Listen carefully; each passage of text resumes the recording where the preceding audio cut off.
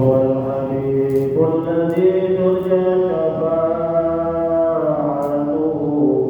لكل حول من الأحوال وصحبه ومن تبعهم بإحسان إلى يوم الدين.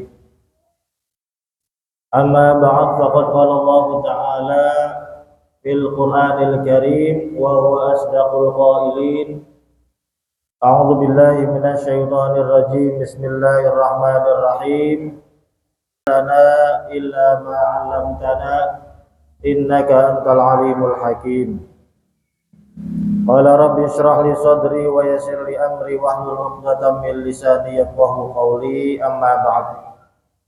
Ya, sama-sama kita hormati akhina fillah da'illallah Ketua DKM Masjid Jami Al-Mu'min Ustaz Syahrin Al-Pan DKM Masjid Jami Al-Mu'min, bapak-bapak, ada ibu-ibunya ya?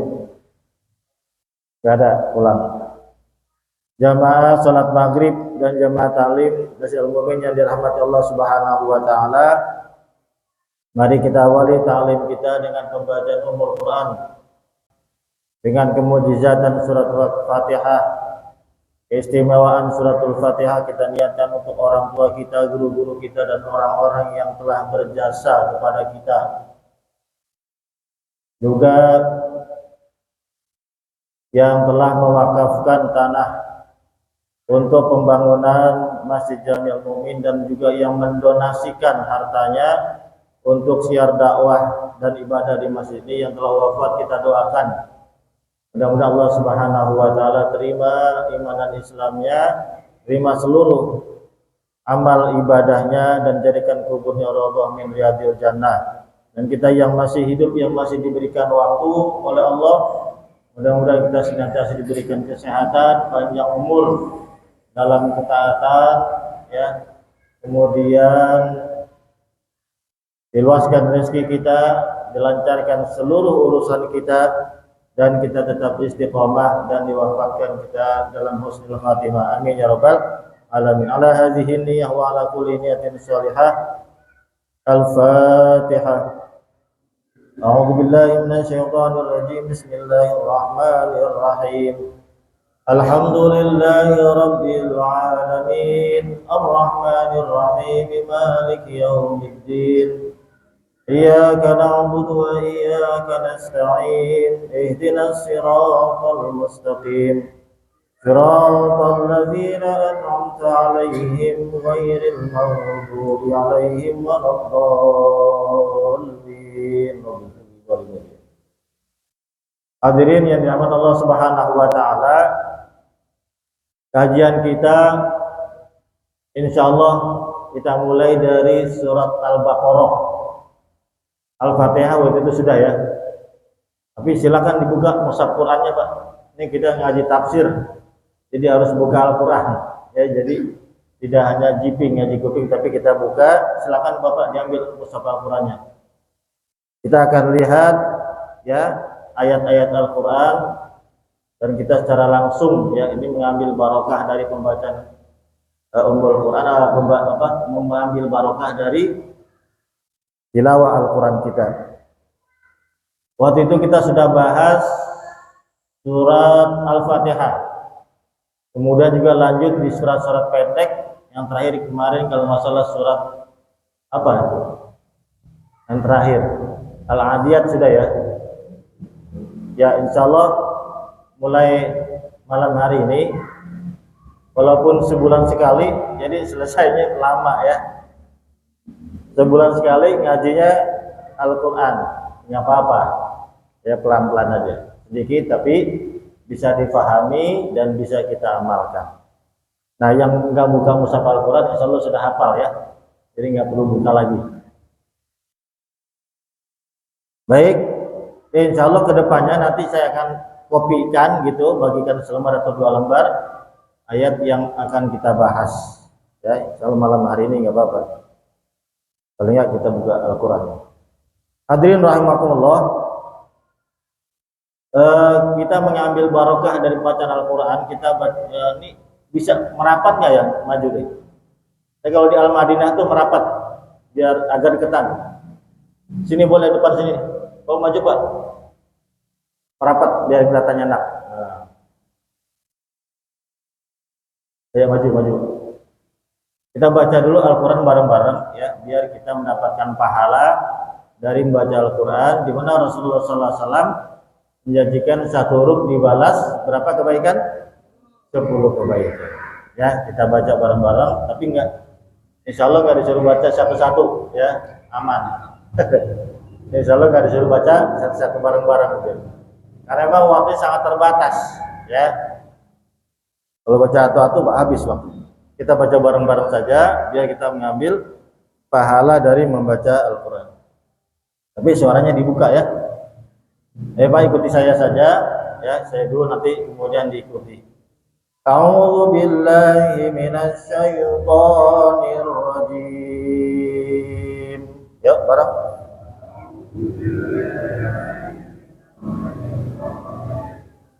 A'udzu billahi minasy syaithanir rajim.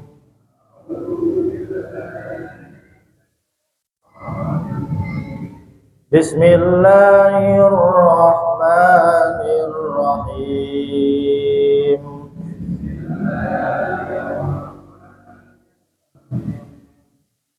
Ya, kita baca ya. Perhatikan alif lam mim. Yuk.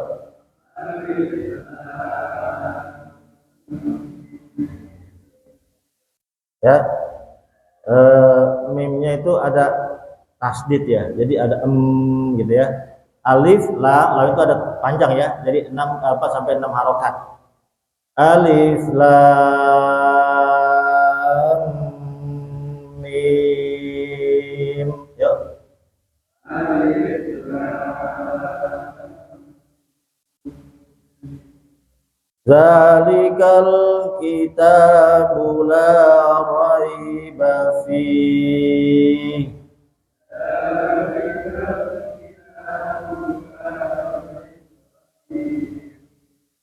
Hudan lil muttaqin.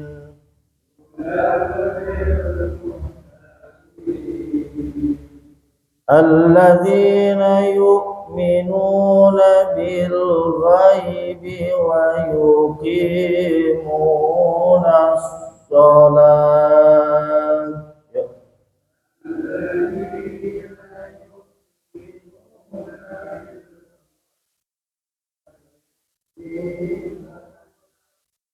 Nah, itu kalau napasnya nggak kuat boleh berhenti di situ. Tapi kita lanjutkan dari wa yuqimu.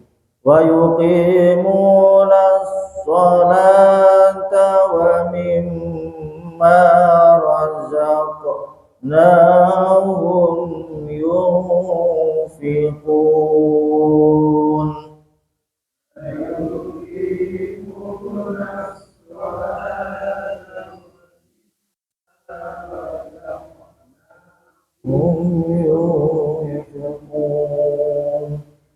والذين يؤمنون بما أنزل إليك.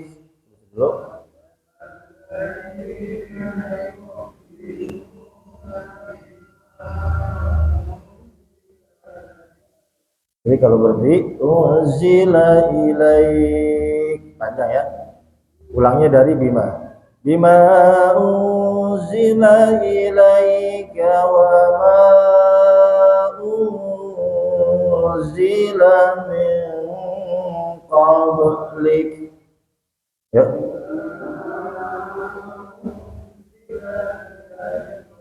Wa ma unzila min qablik wa bil akhirati hum yuqinun.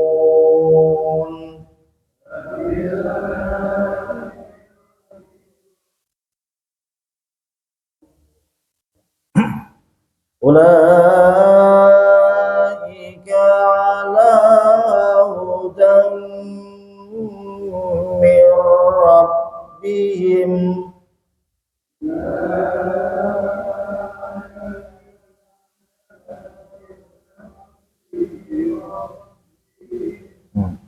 Hudan, ya, hudan itu tanwin bertemu mim agak lama.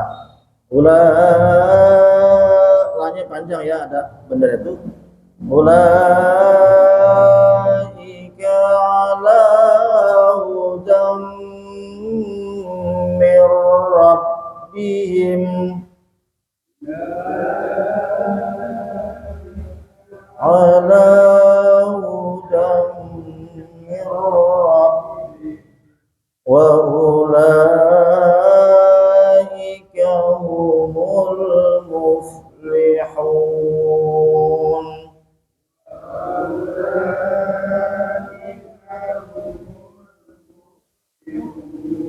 Sadaqallahul azim. Dan Allah mencatat satu huruf 10 baik. Ada berapa huruf kita baca tadi? Banyak dah ya, tercatat ya. Bismillahirrahmanirrahim aja ada 19 huruf kali 10 190. Belum yang baca tadi kita. Apalagi kalau kita baca sehari 1 juz ya.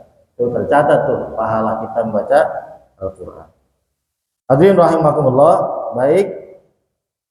Jadi surah ini dinamakan surah Al-Baqarah ya. Apa namanya? Surat Al-Baqarah. Apa artinya? Surat Al-Baqarah itu artinya sapi betina. Karena di dalam surah Al-Baqarah ini nanti ada tema topik membicarakan tentang sapi betina. Walaupun nanti ada kisah-kisah yang menjelaskan tentang peristiwa yang lain. Ya, nanti ada kisah tentang Bani Israel tentang sapi betina ini. Nanti akan sampai tuh kalau kita bahas. Nah, surat Al-Baqarah ini termasuk surat yang terpanjang. Ya. Ada berapa ayat? 286. Ya, di dalam Al-Qur'an itu ada surat yang terpendek. Namanya surat yang terpendek, dan kemudian surat yang sedang. Ada lagi surat Al-Mutawwir, ada Al-Muqassir pendek ya. Kemudian ada surat yang Al-Mutawwil, namanya surat yang panjang. Kalau surat yang pendek surat apa?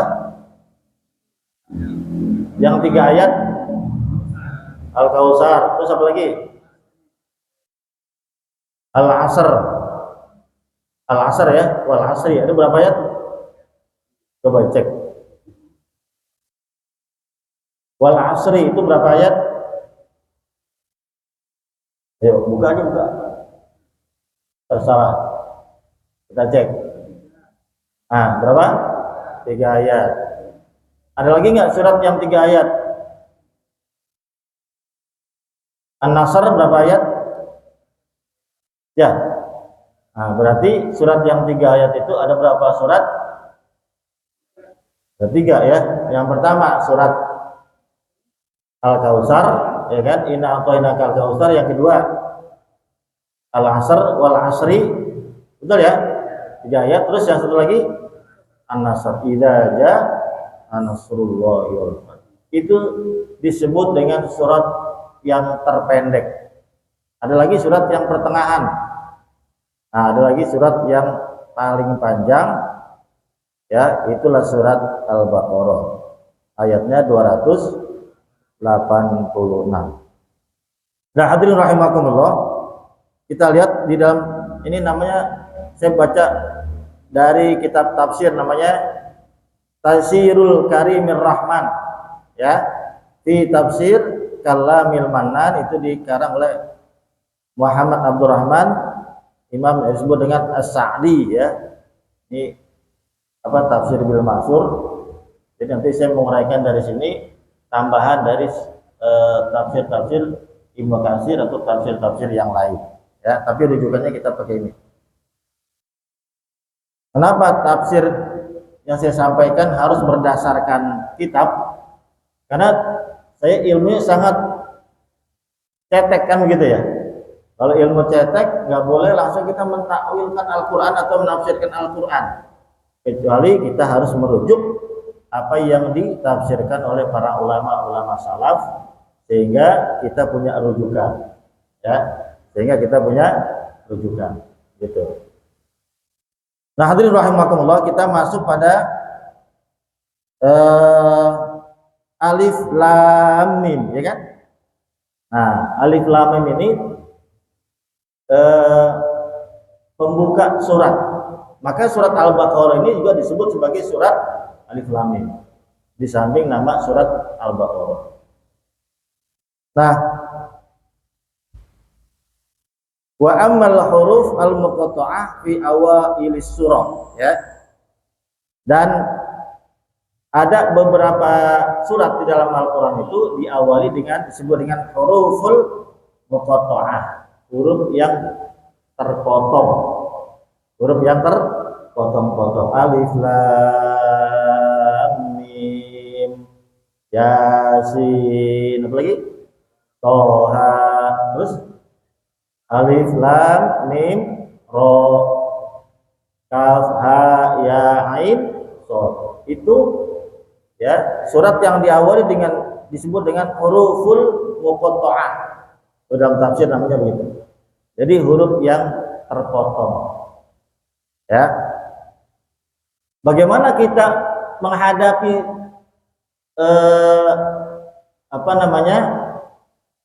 awal surat ini yang potongan-potongan huruf ini? Menyikapi kita bagaimana? Ya. Fal aslam fiha as-sukut anit ta'arud lima'naha. Jadi dalam kitab tafsir Imam Sa'di ini, kalau kita menemukan huruf-huruf potongan tadi, ya, fal aslam yang paling selamat, ya, yang paling aman gitu, kita diam. Maksud diam di sini, ya, diam untuk kita menafsirkan atau mentakwilkan makna yang ada di dalam ayat itu. Makanya dalam kitab tafsir Jalalain, ya, kalau dibuka itu, kalau alif lam mim pasti di situ disebutkan oleh Imam Jalaluddin As-Suyuti dan Imam Jalaluddin Al-Mahali, wallahu a'lamu bimuradihi. Apa maksudnya? Bahwa alif lam mim itu hanya Allah yang mengetahui maksudnya. Walaupun ada ulama tafsir yang mentakwilkan. Jadi antara tafsir beda ya dengan takwil. Kalau tafsir kan jelas, ya, bisa ditelusuri. Tapi kalau takwil, mentakwilkan, gitu ya. Ini dengan kemampuan ulama. Nah, ada yang mentakwilkan atau menafsirkan lah, gitu ya. Alif lam mim itu dengan alifnya itu Allah, gitu, ya. Hanya Allah, lamnya kira-kira apa? Lamnya malaikat, lam, ya kan? Ini kan namanya takwil. Ada ulama yang seperti itu menafsirkan. Alifnya Allah, lamnya Jibril, ada lamnya kan? Mimnya Muhammad. Maksudnya apa? Bahwa Allah melalui malaikat Jibril menurunkan Al-Quran kepada Nabi Muhammad SAW. Jadi boleh kita mentakwilkan ayat-ayat Al-Quran, tapi harus ada dasarnya. Kalau mentakwilkan itu kira-kira mendekati kebenaran enggak? Mendekati kebenaran enggak? Mendekati kebenaran. Benar enggak Allah menurunkan melalui malaikat Jibril Al-Quran kepada Nabi Muhammad? Nah, berarti ada kebenaran ya. Yang tidak boleh adalah jauh dan tidak ada landasan. Cuma A-nya siapa? Abdullah. Lamnya Luqman. Mimnya siapa? Makmun gitu. Ini dari mana ceritanya? Oh, dia cerita tuh. Alifnya Abdullah karena gini-gini, nggak boleh begitu. Ya, boleh mentakwilkan tapi harus ada landasannya. Tapi kalau kita nggak punya ilmu, jangan coba-coba. Nggak boleh nafsirkan Al-Quran itu coba-coba. Makanya saya pakai kitab ini. Ya, dengan ilmu yang saya punya, saya coba merujuk dari kitab ini biar kita ngaji ada landasannya. Nah, yang paling selamat tadi bagaimana kita menemukan ayat itu? Seperti yang disampaikan oleh Imam Jalaluddin Asyuti dan Imam Jalaluddin Al-Mahali dalam kitab Jalalain itu, wallahu a'lamu bimuradi, hanya Allah yang mengetahui maksud ayat. Kita nggak tahu, gitu ya. Termasuk Toha, ya, ada menafsir Toha itu Nabi Muhammad, ya, gitu. Nah, itu makna dari alif lam mim, gitu. Nah, kemudian di sini Allah jelaskan bi anna Allah taala lam yunazziluha abasan, bahwa sesungguhnya Allah tidak menurunkan ayat ini yang masih alif lam mim. Kita masih bahas alif lam mim, ya. Allah tidak menurunkan ayat ini, ayat pertama ini alif lam mim abasan. Abasan itu artinya sia-sia. Jadi kalau kita nggak tahu artinya, ini Allah maksudnya apa sih? Alif lam mim sia-sia saja gitu, nggak ada artinya, buat apa manusia? Enggak begitu. Allah menurunkan ayat ini tidak sia-sia, abasan. Kata Imam As-Sa'di, bal li hikmatin. Nah, bal li hikmatin, tapi ada hikmah. Ya, ada hikmah la na'lamuha. Ya, yang kita tidak mengetahuinya. Hakikat dari ayat itu.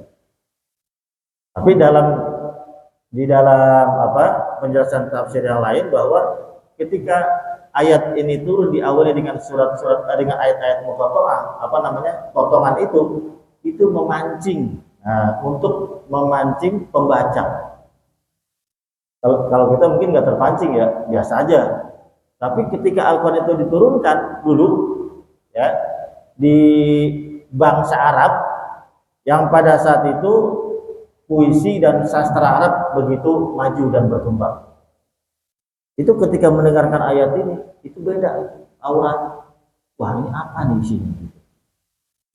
Ya, jadi orang-orang Arab itu bisa membedakan mana syair Arab, mana yang bukan.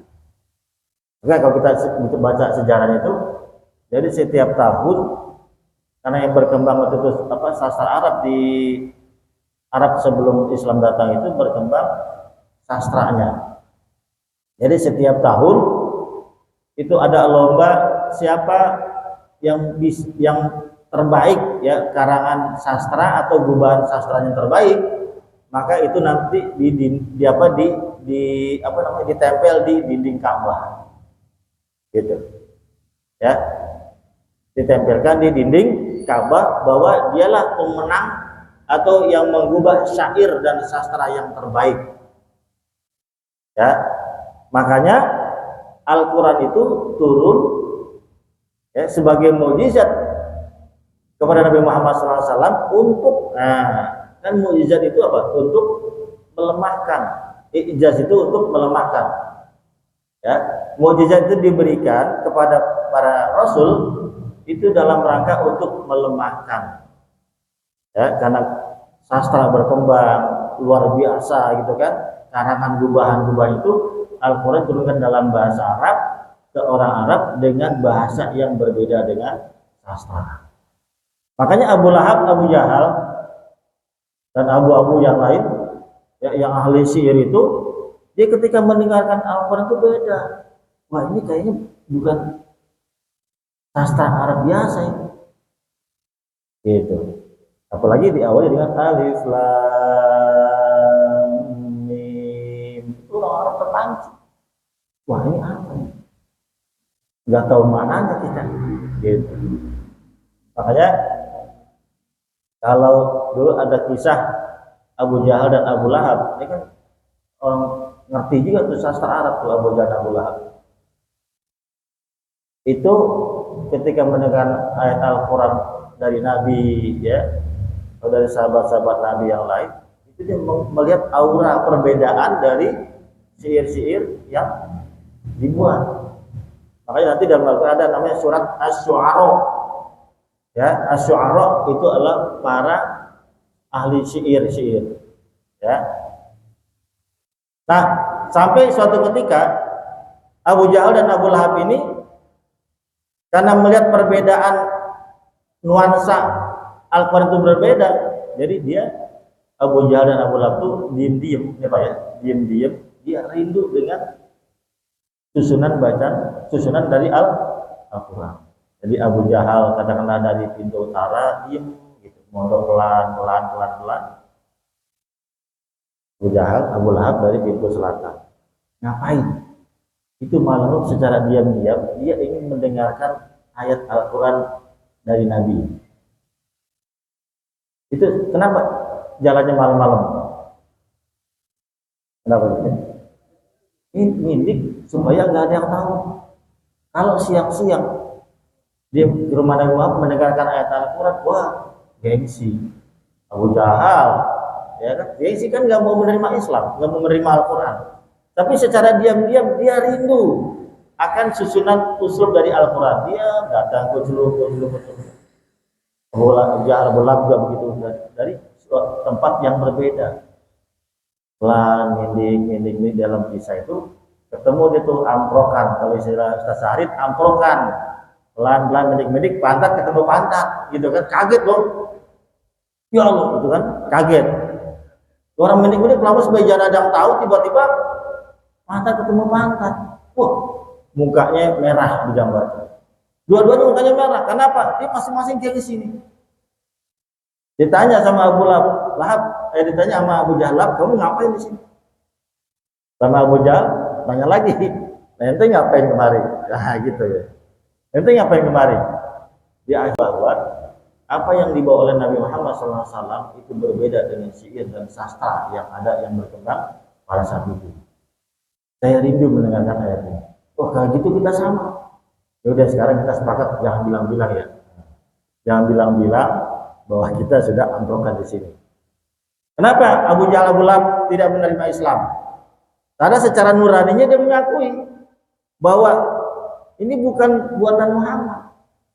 Kan diketahui bahwa Nabi Muhammad itu tidak bisa membaca dan tidak bisa menulis. Itulah mukjizat Al-Quran. Seandainya Nabi Muhammad SAW pandai baca tulis, maka mereka orang-orang mengatakan, oh ini karangan Muhammad.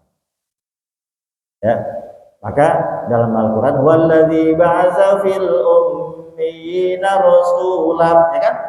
Dialah Allah yang menulis rasulnya, ya, sebagai orang yang ummi. Ummi tidak pandai baca tulis dan tulis. Tapi jangan dipahami Nabi kita tidak pandai baca tulis bodoh. Jangan dipahami seperti orang sekarang. Ya, anak sekarang kan kalau nggak bisa baca tulis apa? Ya bodoh kan, nggak bisa apa-apa. Ini mah kagak makan bangku sekolahan kan gitu ya. Jadi nggak bisa baca tulis.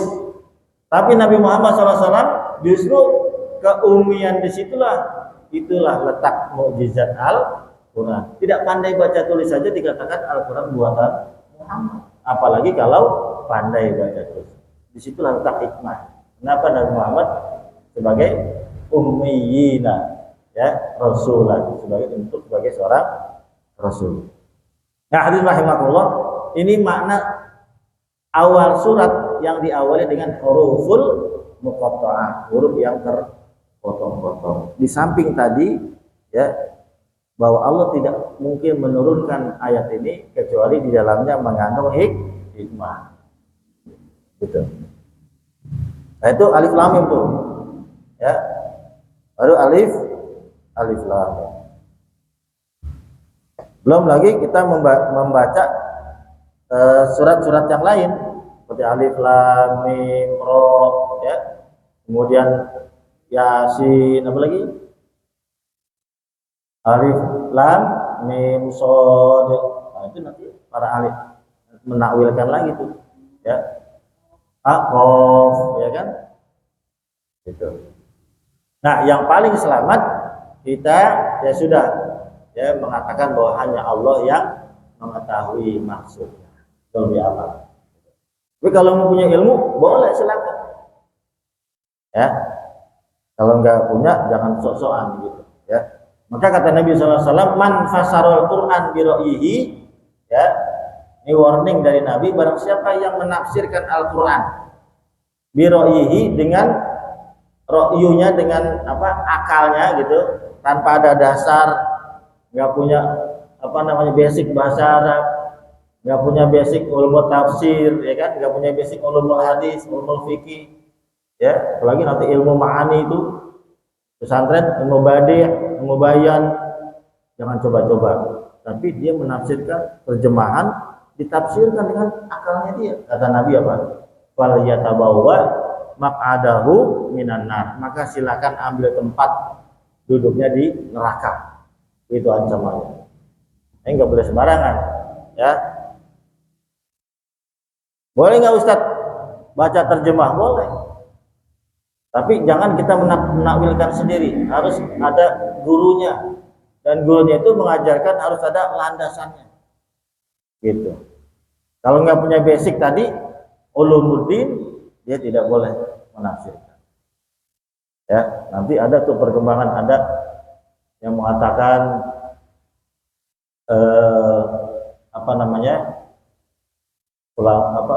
ulama cendekiawan yang menafsirkan Al-Quran karena intelektual dia hanya mengandalkan akal, tapi basic agamanya kurang. Al-Quran kalau bahasa Quraisy Shihab itu ayat Al-Quran diperkosa. Nah, itu. Maksudnya apa? Ditarik-tarik tuh ayat Al-Quran, ditafsirkan Al-Quran itu supaya apa? Membenarkan pendapatnya. Itu. Jadi saya kasih contoh, ya, ada buku, ya, tuh saya baca waktu saya kuliah tuh di UIN, namanya Reaktualisasi Ajaran Islam. Namanya keren kan kalau di kampus gitu buku-bukunya. Jadi katanya kan di dalam Al-Quran itu laki-laki kalau masalah warisan, ya, itu laki-laki dapat berapa? Ada dapat dua bagian, maksudnya lil zakari mithul hazil unsayain, ya, bahwa laki-laki mendapatkan dua bagian dari perempuan. Kenapa? Alasannya bima faddalallah, karena Allah sudah jadikan laki-laki itu sebagai ar-rijal al-qawam, ya, yang mencari nafkah, menanggung nafkah anak dan istri keluarganya, gitu. Maka dia wajar mendapatkan bagian. Ini kata Allah. Dan laki-laki itu yang berkewajiban yang mencari nafkah. Ada yang mengatakan begini, ya. Ini yang saya bilang nih, jangan menafsirkan Al-Quran sembarangan. Ada yang mengatakan ayat ini, nah, itu katanya tidak sesuai lagi dengan zaman. Saya dapetin dulu tuh waktu kuliah. Ayat ini katanya tidak sesuai lagi dengan zaman sekarang. Kenapa? Kalau laki-laki mendapatkan dua bagian, karena laki-laki mencari nafkah, mencari rezeki buat anak dan istrinya. Ya, kan sekarang ada laki-laki yang di rumah. Nah, sekarang kan ada, itu kan begitu. Kalau di kampus tuh Pak, wah, itu kata-kata menghujat Al-Quran tuh banyak. Saya udah kenyang tuh dapat. Sekarang ini laki-laki banyak yang di rumah, susah cari kerjaan, laki-laki di rumah. Bahkan ada laki-laki yang masak di rumah, yang ya masukin anaknya. Bahkan ada laki-laki yang gendongan, gendongan anaknya, gendong anaknya di rumah. Yang kerja siapa? Istrinya kerja, pergi pagi, pulang sore, kadang-kadang malam, begitu pagi. Suaminya itu mana? Di rumah. Dia bilang apa? Ini ayat Al-Quran tidak sesuai lagi dengan zaman. Sekarang kan banyak yang mencari nafkah itu perempuan, katanya nih. Ya. Sekarang saya tanya, yang salah itu Al-Quran apa orangnya? Al-Quran apa orangnya? Orangnya. Jadi jangan mengatakan ayat Al-Quran tidak sesuai lagi dengan zaman, bukan. Ini tetap berlaku sampai akhir zaman, bahwa laki-laki mendapatkan dua bagian. Karena tadi sebagai rijal, sebagai qawam, sebagai mencari nafkah. Kalau berbalik begitu, jangan salahkan Al-Quran dikatakan tidak sesuai lagi dengan zaman, tapi manusianya yang sudah berperilaku bertentangan dengan Al-Quran. Itu. Laki-laki suruh bekerja. Bekerja apa kalau itu terserah. Ya, karena kewajiban menafkahi keluarga itu siapa? Suami. Bukan istri. Makanya kalau ada istri yang bekerja nih, istri-istri kita bekerja ya untuk mencari penghidupan, maisha itu istri kita dapat apa? Dapat gajian ya atau dapat apa? Hasil dagangnya itu, maka itu milik istri. Kalau dia membantu keluarganya, membantu suami, maka kata Nabi itu dihitung sebagai sedekah istrinya. Tuh. Jadi bapak nggak boleh minta dan ini mana uang dari kamu, nggak boleh. Itu uang dia. Tapi kalau borok sikutan, nah itu uang dia, bapak nggak boleh minta, ya kan? Itu kalaupun dia mau ngasih orang tuanya, ini silakan, nggak boleh. Gitu. Tapi kalau istri mau membantu, maka itu dihitung, dikategorikan sebagai sedekah. Yang punya kewajiban adalah suami. Jadi nggak boleh kita mengatakan ayat Al-Quran tidak sesuai lagi dengan zaman. Justru orangnya yang tidak mengikuti perintah Al-Quran bahwa laki-laki tetap mendapatkan 2 bagian dari harta warisan. Perbandingannya begitu. Jadi kalau laki-laki perempuan dapat 10 juta, berarti laki-lakinya, perempuan 10 juta berarti laki-laki kali 2, 20. Itu hitungannya. Ya. Kalau nggak punya warisan. Jadi kalau nggak punya warisan nih, yang mau dibagi tanah tetangga. Hah? Lah iyalah, nggak usah pakai bagi 2 bagian kan gitu. Ini kan semua punya, ya kan? Hitungannya begitu. Ya. Jadi ini yang saya mau tegaskan, nggak boleh kita menafsirkan Al-Quran sesuai akal kita. Itu namanya sok tahu. Soto ya namanya itu kan. Itulah istilah Quraisy mengatakan itu namanya memperkosa ayat Al-Quran. Luar biasa bahasanya. Maksudnya ditarik, dipaksakan supaya mendukung pendapatnya. Nah sekarang orang modern banyak kayak gitu. Coba lihat di TV, debat, ngeluarin ayat. Debat, ngeluarin ayat. Padahal ayat itu digunakan untuk apa? Untuk supaya mendukung pendapatnya dia, pendiriannya dia. Apalagi hubungannya dengan penguasa. Gak boleh. Makanya ada ulama yang kemudian yang fakih, ya, yang paham, dibalas lagi. Bapak kalau mengikuti YouTube nih, ya katanya mengatakan tahu nggak nih? Kalau ngikutin tahu bahwa dalam Islam itu sholatnya cuma 3 waktu. Ngikutin nggak itu? Siapa tuh? Dalam Al-Quran katanya cuma 3 waktu. Ada itu. Dijawab lagi sama Adi Hidayat. Ya. Itu yang dosen UI yang suka ngocol biasa.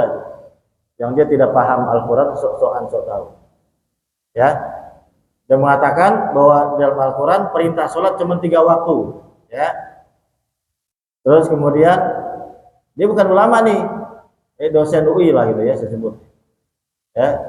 Yang kemudian dia dikeluarkan, dipecat sama UI ya. Dijauh sama Adi Hidayat, dijelaskan dia. Ada tuh, makanya nggak boleh menafsirkan Al-Quran itu. Kata Nabi silakan kalau menafsirkan Al-Quran dengan akalnya saja, nggak punya basic agama, ya kan, nggak belajar secara khusus gitu, silakan ambil tempatnya di neraka, gitu. Ya. Nah, hadirin rahimakumullah, ini baru alif lam mim nih, ya kita lanjut ya. Zalika, ya. Zalikal kitab ay hadzal kitab al-azim allazi wal kitabul ladzi wal kitab alal haqiqah. Jadi kan sebutannya zalikal kitab. Kalau zalika kan itu ya. Alkitab. Nah, ini maksudnya ay di sini jelaskan hadzal kitab. Ini menegaskan lit ta'zim bahwa inilah alkitab ya yang agung. Apa maksudnya Alkitab ini?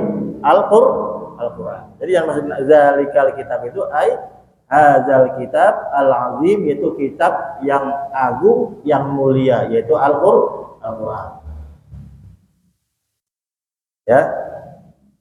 Alladzi huwal kitab alal haqiqah, itulah kitab yang sesungguhnya. Ya. Al mustamilu ala malam tastamilu alaihi kutubul muqaddimin wal mutaakhiri minal ilmil azim wal haqqul mubin. Ini maksudnya zalikal kitab. Ini kita harus, makanya harus belajar tafsir juga nih. Alhamdulillah di Al-Mu'min ada belajar hadis, ya kan? Ada akidah, tahsin ada. Tahsin belum tuh, ya kan? Nah, boleh juga tuh nanti belajar. Kalau saya nggak bahas tadi secara ini aja global kan. Nanti harus ada tahsinnya itu, belajar bacanya yang benar, tajwid, makhraj hurufnya. Tafsirnya juga saya lebih baik kepada tafsirnya. Jadi alhamdulillah Al-Mu'min ini menjadi universitas terbuka. UT. Tapi nggak ada ujiannya. Enak kan? Yang ditakutin kan ujian. Iya kan? Cuma dengerin doang. Ya. Ada belajar hadis, ya kan? Ada fikihnya, ya kan? Kemudian ada tafsirnya lengkap. Ini alhamdulillah nih, ya. Jadi kita mempelajari Islam itu betul-betul insya Allah ya memahami lebih dalam lagi.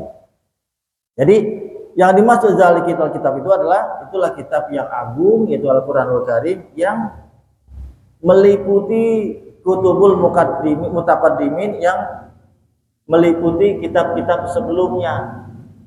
Kitab sebelumnya apa? Zabur, ya kan? Taurat, Injil. Jadi kitab Al-Quran itu disebut dengan musaddiqul lima baina yadayhi, bahwa Al-Quran itu adalah dia meliputi atau membenarkan kitab-kitab sebelumnya. Ya. Jadi artinya apa kitab-kitab sebelumnya? Jadi menyempurnakan bahwa Al-Quran itu adalah sempurna. Ya.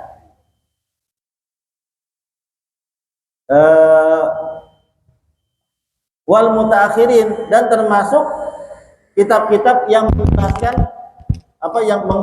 menggabungkan kitab-kitab terdahulu dan yang terakhir gitu ya. Dan di sini disebutkan wal haqqul mubin, bahwa kitab Al-Quran itu adalah kebenaran yang nyata. Ditegaskan dalam ayat berikutnya, la raiba fi, tidak ada keraguan. Saya tanya, Bapak masih ragu nggak sama Al-Quran? Masih ragu nggak? Saya yakin ya, Al-Quran itu dimanapun dia berbahasa Arab. Di Arab bahasa Arab, ya kan? Di Indonesia Al-Quran berbahasa Arab. Di Inggris bahasa Arab. Di Belanda bahasa Arab. Di Perancis, coba kalau kita lihat Injil, di Indonesia berbahasa apa? Nah, di Indonesia aja macam-macam kan? Injil di Inggris bahasanya apa? Injil di Perancis, lihat Al-Quran. Ya, yang beda terjemahannya, gitu. Tapi aslinya Al-Quran itu dimanapun berada di permukaan bumi ini dia berbahasa, itu yang disebut dengan wal haqqul mubin, kebenaran yang nyata. Tidak ada keraguan di dalam Al-Quran ini, nggak boleh kita ragu-ragu. Ya. Terus bagaimana kita bisa mengetahui Al-Quran ini secara mendalam? Dengan cara seperti ini, kita ngaji, ya kan? Tapi ngaji jangan kayak YouTube. Ustadz, saya emang nggak perlu ngaji ke masjid, nggak perlu ngaji, yang penting saya ngajinya pakai YouTube. Nah, hati-hati, beda. Berkahnya beda kalau ngaji dengan YouTube, ngaji dengan di depan guru, gitu ya. Jadi beda itu. Dapat nggak pahalanya kalau ngaji dengan YouTube? Dapat nggak pahalanya? Hah? Ya kan YouTube kalau dibuka ada iklannya buka aurat. Nah, habis ilmunya udah selesai. Rontok gitu kan ilmunya. Kalau di sini nggak ada buka HP. Fokus, duduk sejenak beberapa saat, 30 menit, ya itu sama saja kita sholat sunnah sholat sunnah berapa rakaat? Tahu nggak nih? Kita duduk sesaat nih, duduk di majelis taklim, itu sama saja kita pahalanya sholat sunnah berapa rakaat?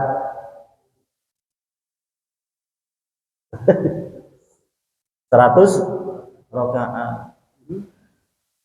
Sanggup sholat 100 rakaat opung. Terus belum lagi para malaikat memohon ampun kepada kita. Ya, ini kita hadir dimohonkan ampun sama malaikat. Bukan hanya malaikat orang, tapi ikan-ikan yang ada di laut. Hanya Ustaz Saharin ada hadis. Ikan-ikan yang ada di laut itu memohonkan ampun bagi orang-orang yang menuntut ilmu. Ini luar biasa nih para penuntut ilmu. Ya, mudah-mudahan kita mendapatkan keberkahan dan bisa dikumpulkan di surga. Amin ya rabbal istiqomah. Ya, alhamdulillah nih malam Senin di rumah pengajian jadi banyak. Ya, karena hari Minggu libur kan. Jadi insyaallah banyak.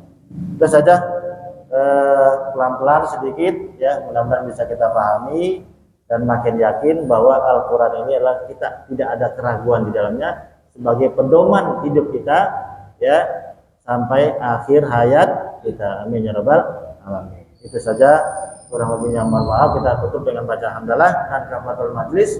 Alhamdulillahirabbil alamin. Subhanakallahumma wa bihamdika asyhadu an la ilaha illa anta astaghfiruka wa atubu ilaik. Allahumma anfa'na bima 'allamtana wa 'allimna ma yanfa'una wa zidna ilma. Wassalamualaikum warahmatullahi wabarakatuh.